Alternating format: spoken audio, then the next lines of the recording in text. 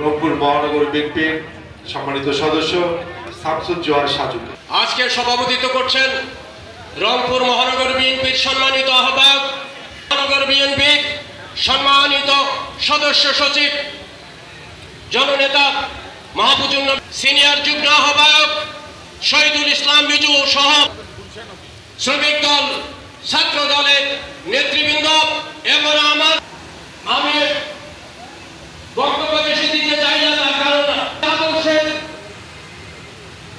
আমাদের আদর্শ হল সক্ষমতা রয়েছে, তাকে আপনারা নির্বাচিত করবেন। সংগ্রামী সাথী বন্ধুদের নির্দেশনা মোতাবেক তৃণমূল পর্যায়ের নেতা কর্মীদের সঙ্গে যাদের সমাজের সুখে এবং দুঃখে থাকতে পারবে সেই সমস্ত নেতা কর্মীকে আপনারা নির্বাচিত করবেন। নম্বর ওয়ার্ড বিএনপি শক্তিশালী হবে। তার আগামী দিনের নির্বাচনে আমাদের বক্তব্য শেষ করছি। আল্লাহ হাফেজ। বাংলাদেশ জিন্দাবাদ।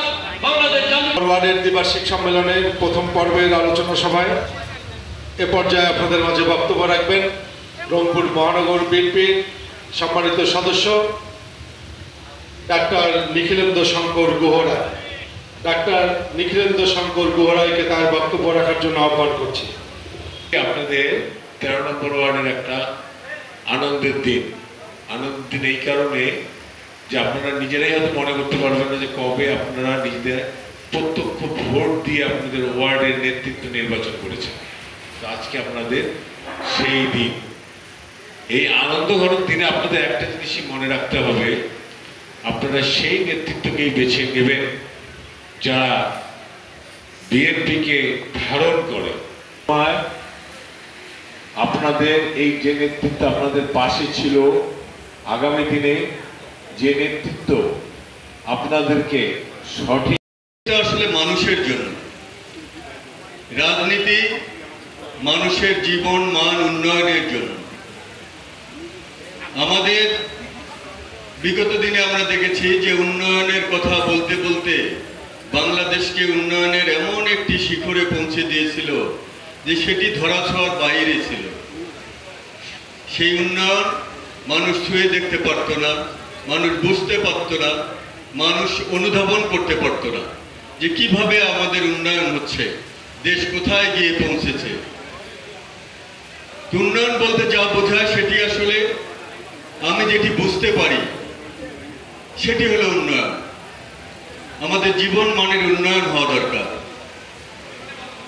আমরা দেখেছি যে সেই উড়াল সেতুর কথা, আমরা শুনেছি মেট্রো রেলের কথা, আমরা বিভিন্নভাবে সেই পদ্মা সেতু সহ বিভিন্ন মেগা প্রকল্পের কথা শুনেছি, মেগা উন্নয়নের কথা শুনেছি, যেটি মানুষের জীবন মান উন্নয়নে কোনো ভূমিকা আসলে রাখেনি।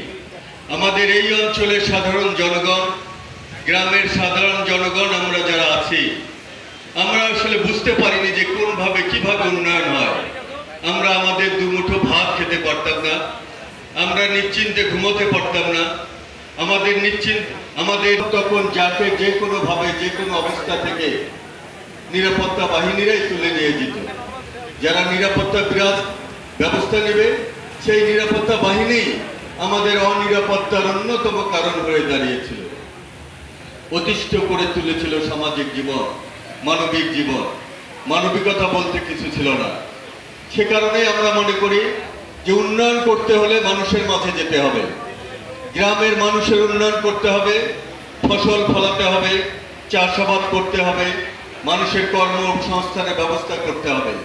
ঠিক সে কারণেই আমরা দেখেছি যে অত্যন্ত অল্প সময়ে শহীদ রাষ্ট্রপতি জিয়া রহমান, স্বাধীনতার মহান ঘোষক শহীদ রাষ্ট্রপতি জিয়া রহমান বাংলাদেশের শাসন ব্যবস্থায় যখন এসেছেন, বাংলাদেশের দায়িত্বে যখন ছিলেন, উনি শুরু করেছিলেন সেই গ্রাম থেকে, সেই কাদামাটি থেকে।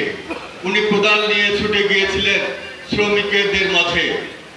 উনি আপনারা দেখেছেন যে কোদাল নিয়ে উনি গ্রাম থেকে গ্রামান্তরে ছুটে বেরিয়েছে, খাল খনন করেছে, মানুষের মাঝে গিয়েছে, মানুষের সুখ দুঃখের কথা শুনেছে।